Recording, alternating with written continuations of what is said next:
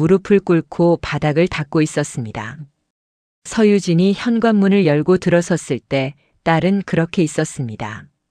낡은 앞치마를 두르고 두 손에 걸레를 쥔 채 마치 오랜 시간 그 자리가 제 자리인 것처럼 행주가 닿는 자리마다 물기가 번졌고 딸의 어깨는 고개를 숙인 채 조금도 움직이지 않았습니다.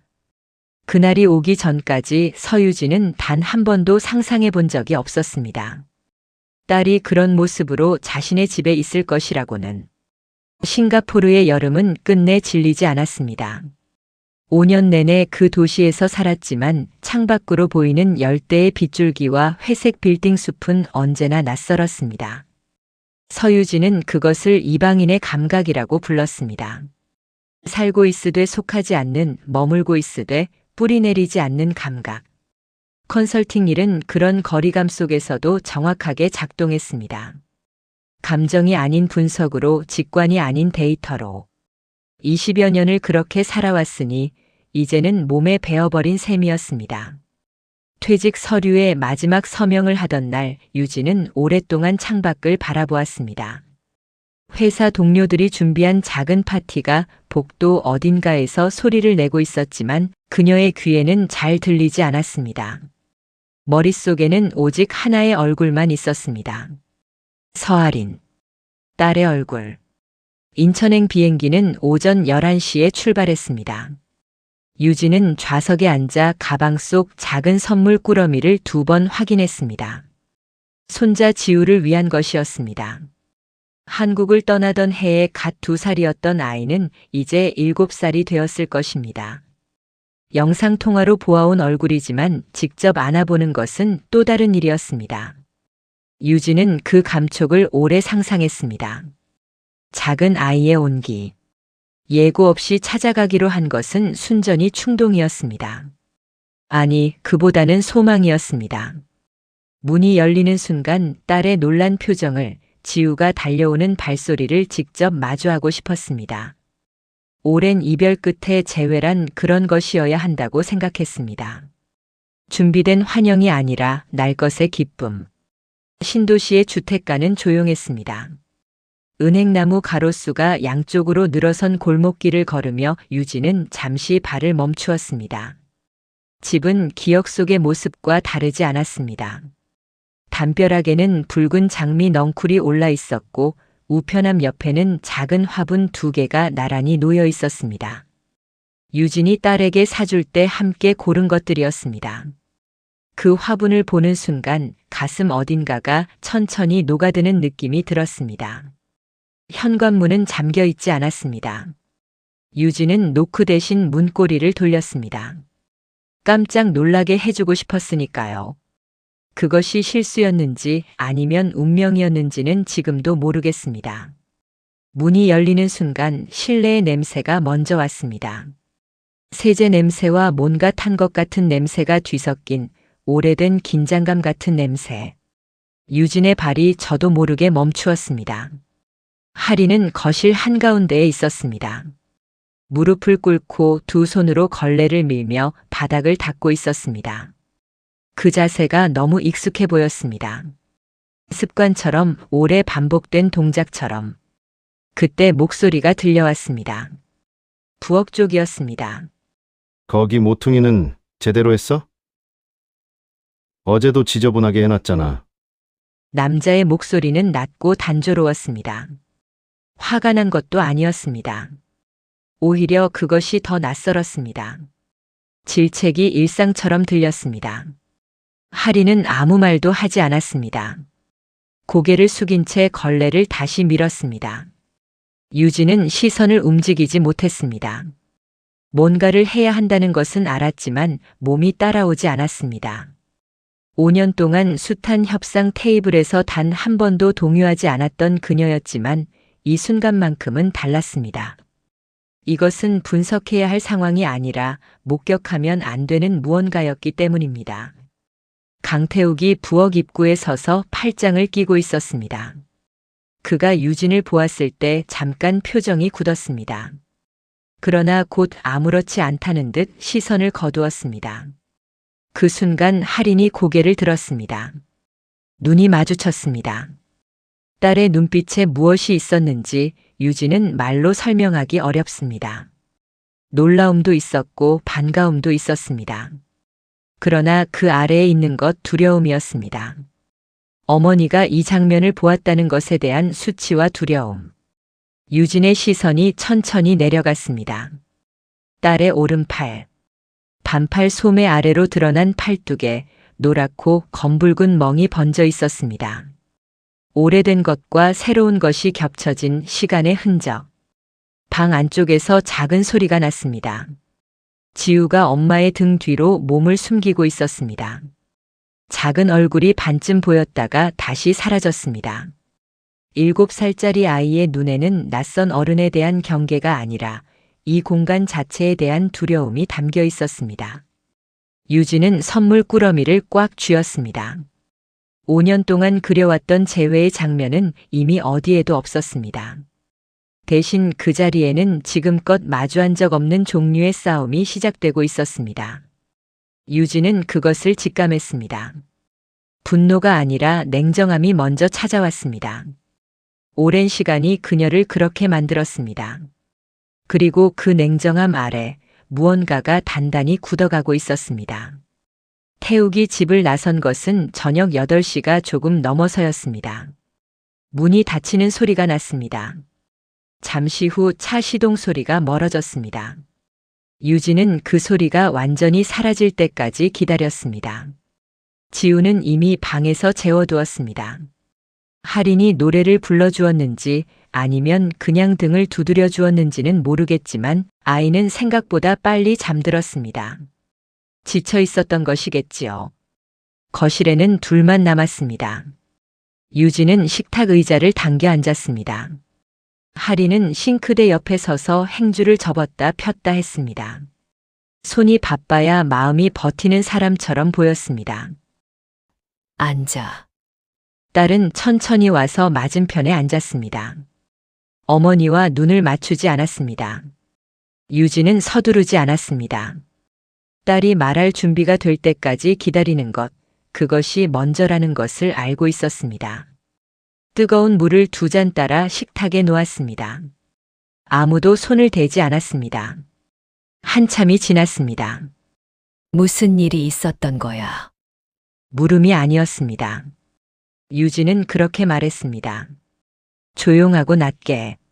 할인의 손이 멈추었습니다. 행주가 식탁 위에 내려앉았습니다. 어깨가 조금씩 흔들리기 시작했습니다. 소리는 없었습니다. 그냥 흔들렸습니다. 오래 참아온 것이 한꺼번에 무너지는 방식으로. 유진은 손을 뻗어 딸의 손을 잡았습니다. 아무 말도 하지 않았습니다. 그렇게 한참이 지난 후 할인이 입을 열었습니다. 지우가 태어난 직후부터였다고 했습니다. 출산은 순조롭지 않았습니다. 예정일보다 이른 분만이었고 아이가 신생아실에 머무는 동안 할인은 혼자 병실에 있어야 했습니다. 태욱은 회사 일로 자주 자리를 비웠습니다. 시어머니 윤선애가 병원에 왔지만 아이 곁에 있었을 뿐 할인의 곁에는 없었습니다. 퇴원 후에도 몸은 낫지 않았습니다. 잠을 자도 피곤했고 먹어도 배가 고팠습니다. 아이 울음소리가 두려웠습니다. 아이가 귀엽다는 감정보다 아이에게 무언가 잘못될까봐 두려운 감정이 먼저였습니다. 그것이 이상하다는 것을 알았지만 이상하다고 말할 기운이 없었습니다. 정신과에 가기로 한 것은 혼자 결정한 일이었습니다. 산후우울증이라고 했어. 치료받으면 된다고. 할인은 담담하게 말했습니다. 마치 오래전에 이미 정리한 사실을 읽어주듯이. 약을 먹기 시작한 지 1달쯤 지났을 때였습니다. 태욱이 서류를 가져왔습니다.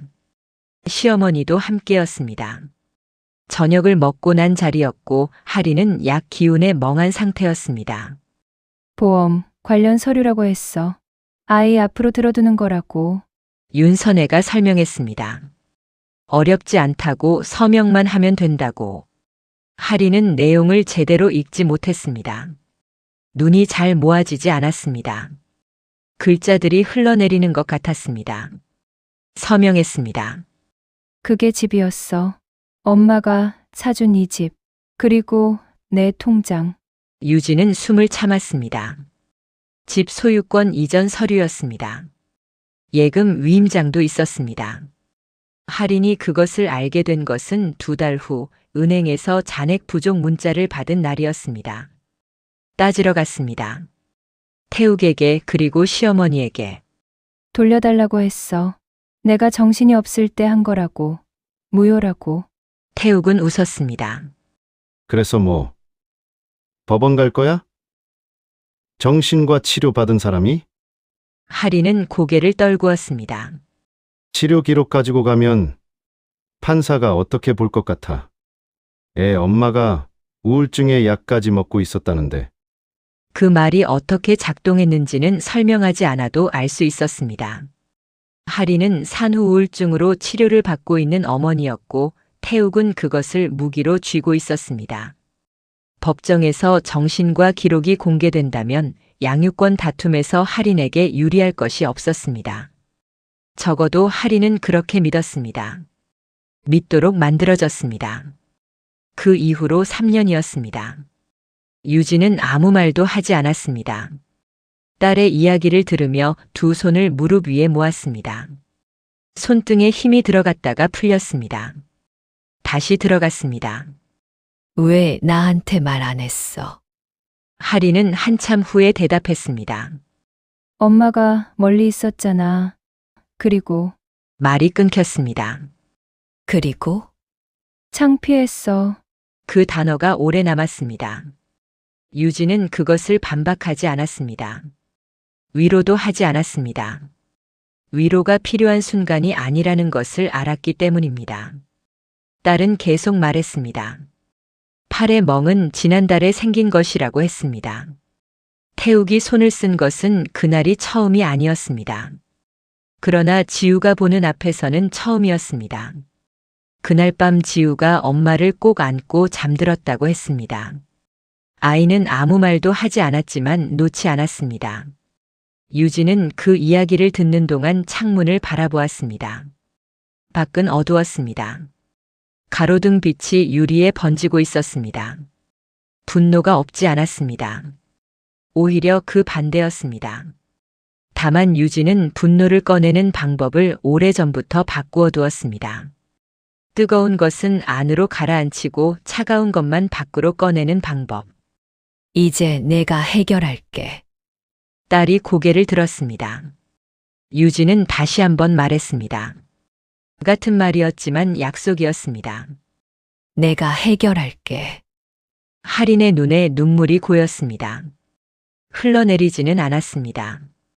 오래 울어서 이제는 눈물도 쉽게 나오지 않는 사람처럼 보였습니다.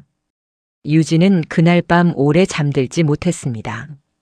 딸이 잠든 후에도 식탁에 앉아 있었습니다.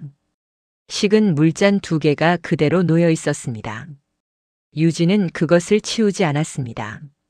대신 전화기를 꺼내 메모 앱을 열었습니다. 첫 번째로 적은 것은 병원 이름이었습니다. 할인이 다녔던 정신과. 두 번째로 적은 것은 이름이었습니다. 이도현. 한 번도 만난 적 없었지만 이름은 알고 있었습니다. 오래전 지인에게 들은 적이 있었습니다. 이길 수 있는 싸움이면 받지 않는다고.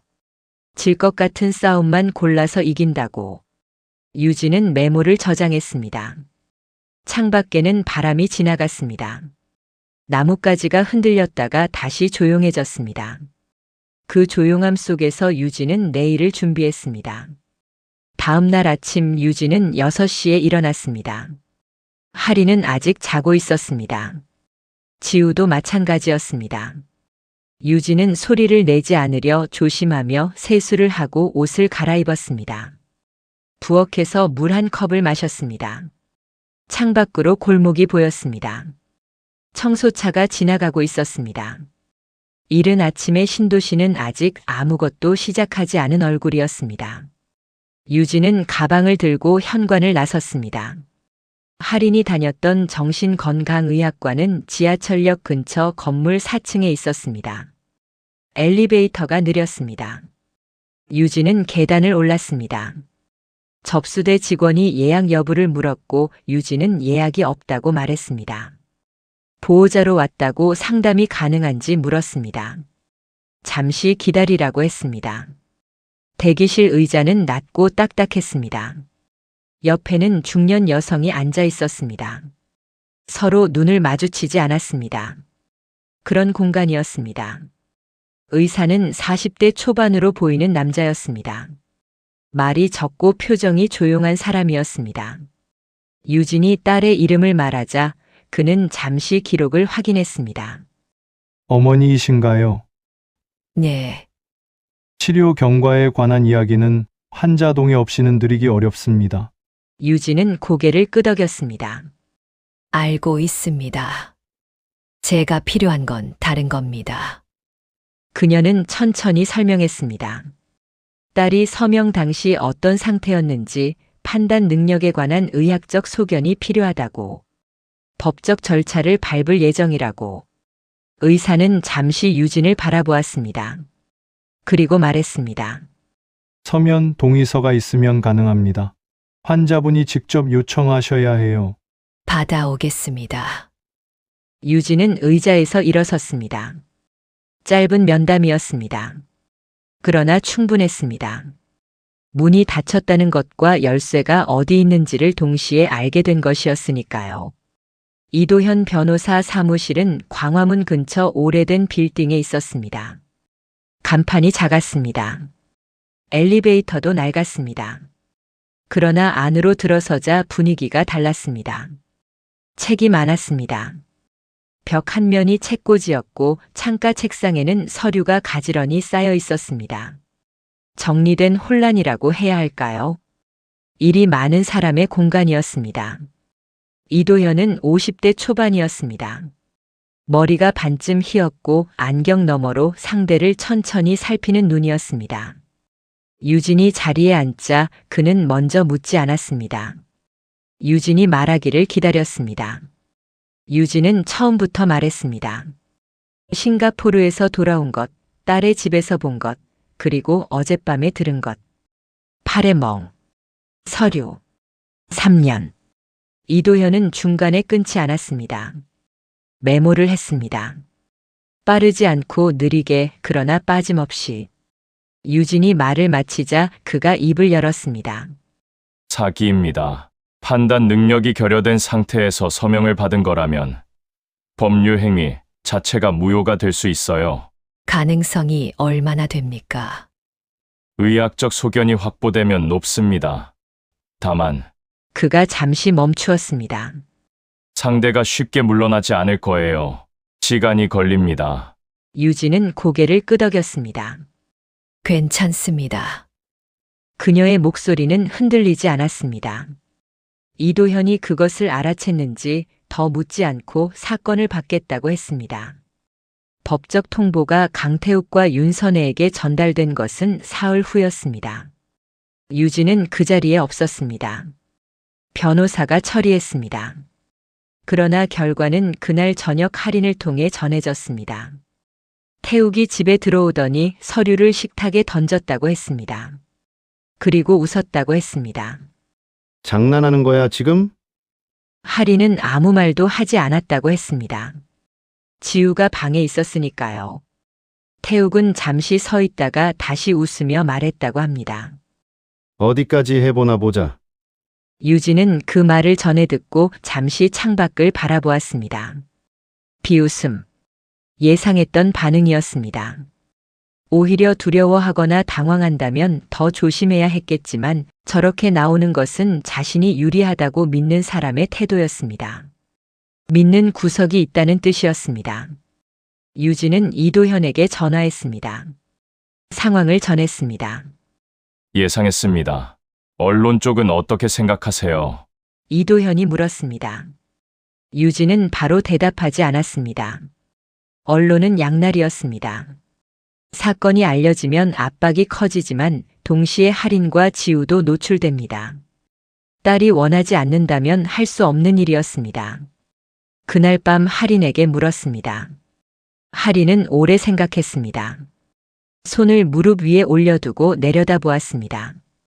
그리고 고개를 들었습니다. 해요. 목소리가 작았지만 또렷했습니다. 지우한테 부끄럽지 않고 싶어. 유진은 아무 말도 하지 않았습니다. 그 말로 충분했습니다. 기사가 처음 나온 것은 그로부터 나흘 후였습니다. 산후 우울증 치료 중인 여성에게 재산 양도 서류를 서명하게 한 사건. 구체적인 이름은 없었지만 지역과 상황이 충분히 특정될 수 있었습니다. 윤선혜가 몸담고 있던 지역 봉사단체 관계자들 사이에서 소문이 돌기 시작했습니다. 오래 쌓아온 평판이라는 것은 단단해 보이지만 금이 가기 시작하면 생각보다 빠르게 무너집니다. 유진은 그 과정을 직접 확인하려 하지 않았습니다. 자신이 할 일은 따로 있었습니다. 할인의 동의서를 받아 병원에 다시 다녀왔습니다. 의사는 소견서를 작성해 주겠다고 했습니다. 서명 당시 할인의 판단 능력이 현저히 저하된 상태였다는 것, 처방된 약물의 종류와 용량, 증상의 기록. 유진은 서류를 두 손으로 받았습니다. 얇은 종이였지만 무게가 있었습니다. 돌아오는 길에 잠시 벤치에 앉았습니다. 이 싸움이 어디까지 갈지는 아직 알 수 없었습니다. 태욱은 쉽게 물러날 사람이 아니었고 법은 느렸습니다. 할인은 여전히 그 집에서 살고 있었고 지우는 매일 아버지의 얼굴을 보았습니다. 이긴다는 보장은 어디에도 없었습니다. 그러나 유진은 알고 있었습니다. 포기하지 않는 것, 그것이 지금 자신이 할 수 있는 전부이면서 동시에 전부라는 것을. 그녀는 벤치에서 일어났습니다. 가방을 들었습니다. 그리고 다시 걸었습니다. 판결이 난 것은 소송을 제기한 지 넉 달 후였습니다. 법원은 집 소유권 이전을 무효로 판단했습니다. 판단 능력이 현저히 저하된 상태에서 이루어진 법률 행위라는 것, 의사의 소견서와 처방 기록이 그것을 뒷받침했습니다. 판사는 길게 설명하지 않았습니다. 판결문은 짧고 명확했습니다. 유진은 이도현 변호사 옆에 앉아 그것을 들으며 아무 표정도 짓지 않았습니다. 법정 밖으로 나와서야 눈을 한번 감았다가 떴습니다. 이도현이 말했습니다. 잘 됐습니다. 유진은 고개를 끄덕였습니다. 그것으로 충분했습니다. 태욱에게 그 소식이 전해진 것은 같은 날 오후였습니다. 그가 어떤 표정을 지었는지 유진은 보지 못했습니다. 할인도 그 자리에 없었습니다. 다만 그날 저녁 태욱의 직장 동료에게서 연락이 왔다는 이야기를 나중에 전해 들었습니다. 사건이 사내에도 알려졌다고 했습니다. 크지 않은 회사였고 소문은 빠르게 돌았습니다. 윤선혜가 몸담았던 봉사단체에서는 이미 그녀를 조용히 배제하는 분위기였습니다.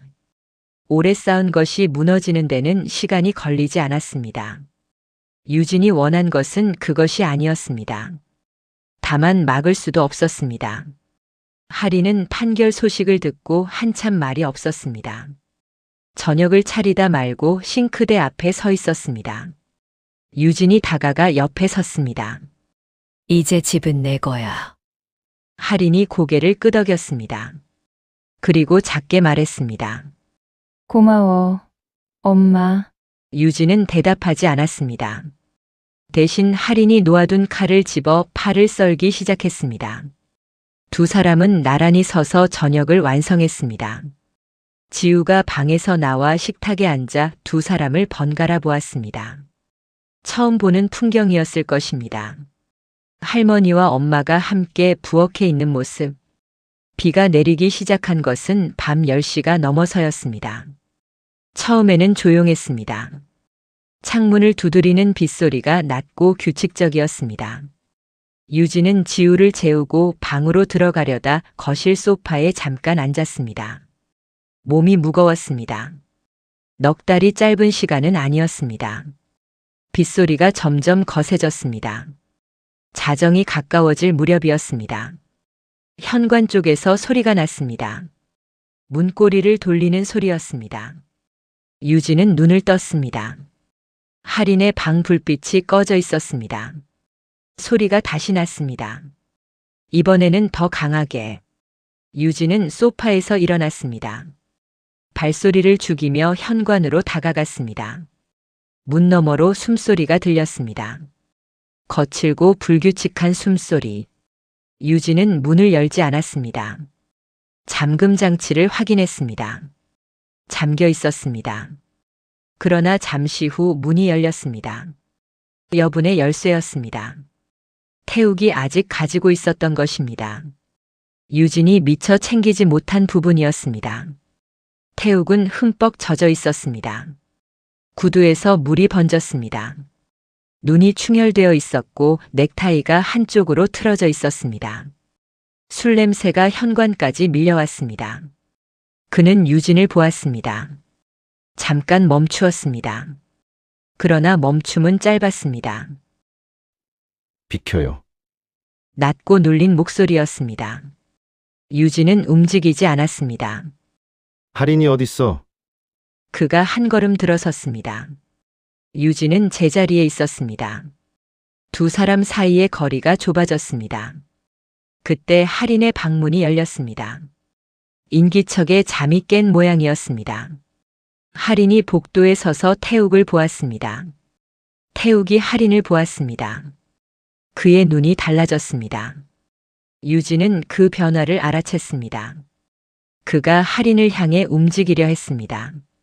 유진이 먼저였습니다. 현관 장식장은 무거웠습니다. 유진이 직접 골라 들인 것이었습니다. 오래된 원목이었고 서랍이 3개 달려 있었습니다. 그것을 양손으로 밀었습니다. 온몸으로 밀었습니다. 장식장이 기울었습니다. 태욱이 피하려다 뒤로 발이 꼬였습니다. 쓰러지는 소리가 컸습니다. 지우가 방에서 울음을 터뜨렸습니다. 유진은 할인을 돌아보았습니다. 전화해. 할인은 이미 손에 전화기를 쥐고 있었습니다. 손이 떨렸지만 번호를 눌렀습니다. 태욱은 바닥에서 일어나려 했습니다. 그러나 몸이 따라오지 않았습니다. 유진은 그의 앞에 서 있었습니다. 말을 하지 않았습니다. 그냥 서 있었습니다. 그것으로 충분했습니다.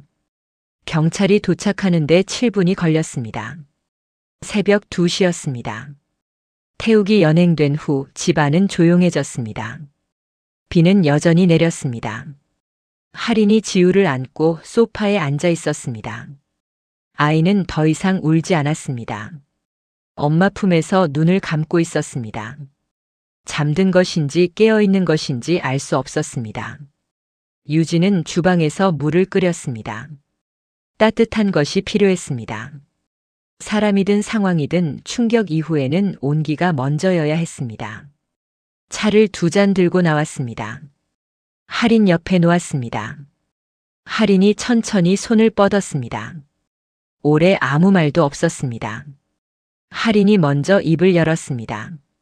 엄마, 무서웠어? 유진은 잠시 생각했습니다. 무서웠냐는 질문. 정직하게 대답해야 했습니다.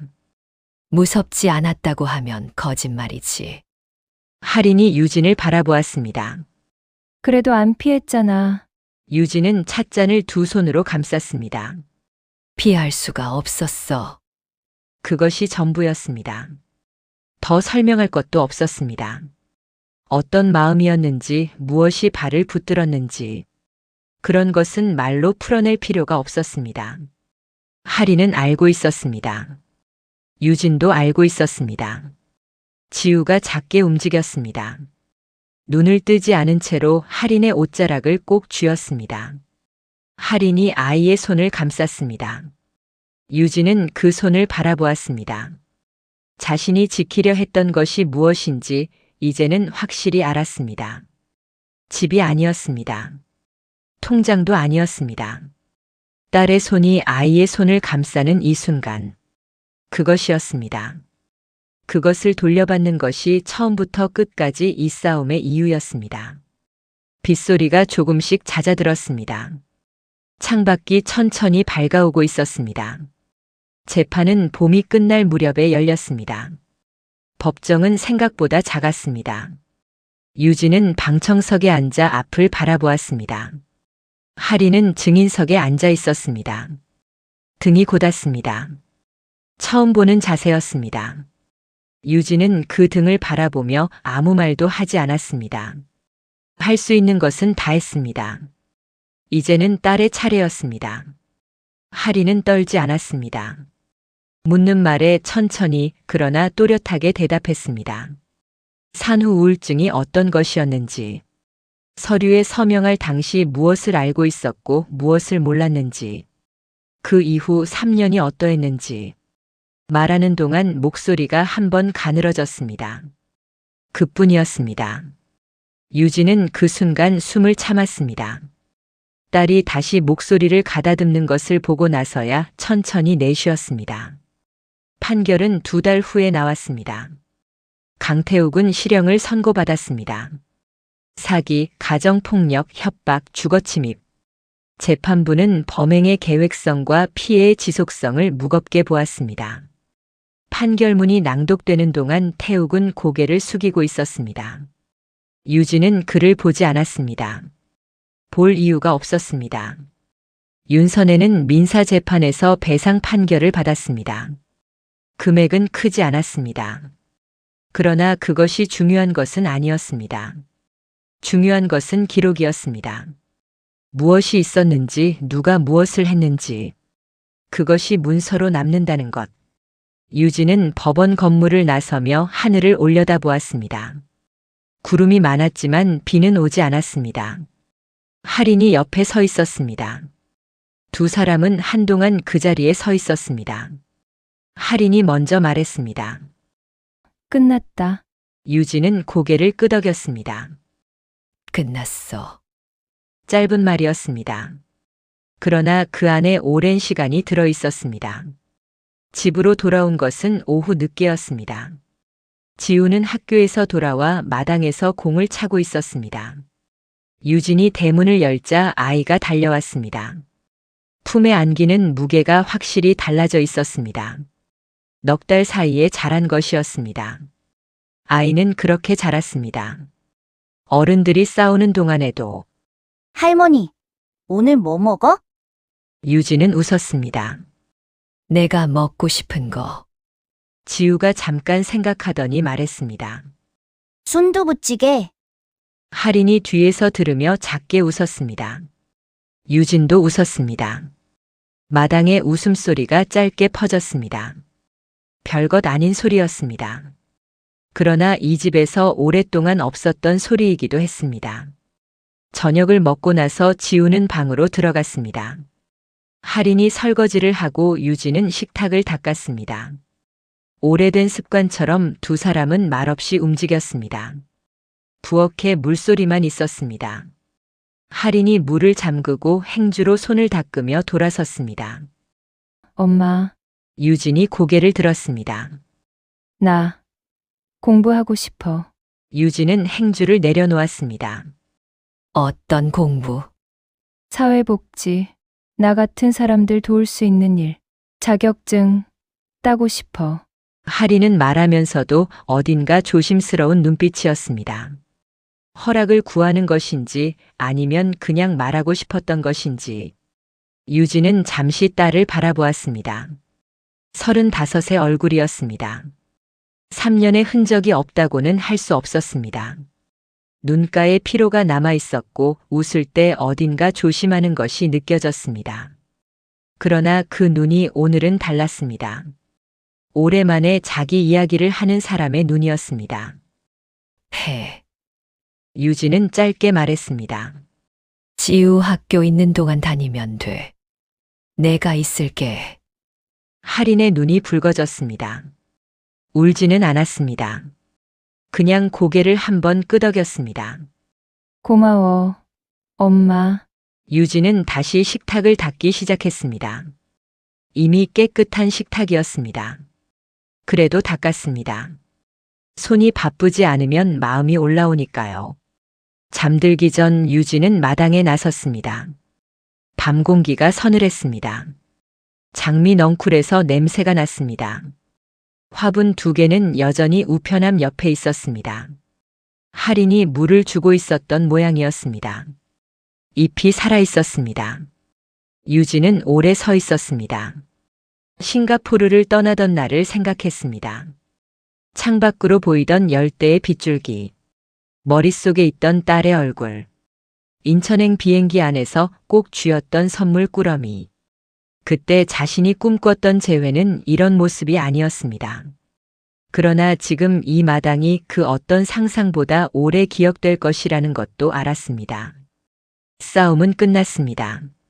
아니, 정확히는 한 가지 싸움이 끝났습니다. 할인에게는 이제 다른 종류의 싸움이 남아 있었습니다. 공부를 시작하는 일, 지우를 키우는 일, 스스로를 다시 세우는 일. 그것들은 더 오래 걸릴 것이었습니다. 누군가 대신해 줄 수도 없는 것들이었습니다. 유진이 할 수 있는 것은 곁에 있는 것이었습니다. 그것으로 충분하다고 생각했습니다. 아니, 충분해야 했습니다. 방 안에서 소리가 들렸습니다. 지우가 잠꼬대를 하는 것이었습니다. 무슨 말인지는 알아들을 수 없었습니다. 그러나 목소리가 가볍게 들렸습니다. 겁에 질린 소리가 아니었습니다. 유진은 마당에서 발을 돌렸습니다. 현관문을 열고 들어서면서 처음 이 문을 열었던 날을 떠올렸습니다. 그날과 지금 사이에 얼마나 많은 것이 있었는지, 그리고 그 많은 것을 지나왔다는 것. 불을 끄고 방으로 들어갔습니다. 창문 너머로 별이 몇 개 보였습니다. 흐린 하늘이었지만 없지는 않았습니다. 유진은 이불을 당기며 눈을 감았습니다. 어떤 싸움은 이기는 것이 목적이 아닙니다. 끝까지 곁에 있는 것. 그것이 전부이면서 그것이 전부였습니다. 이야기가 마음에 드셨다면 좋아요와 구독 부탁드립니다. 채널에 방문하시면 다양한 이야기가 있습니다. 채널 방문도 부탁드리겠습니다.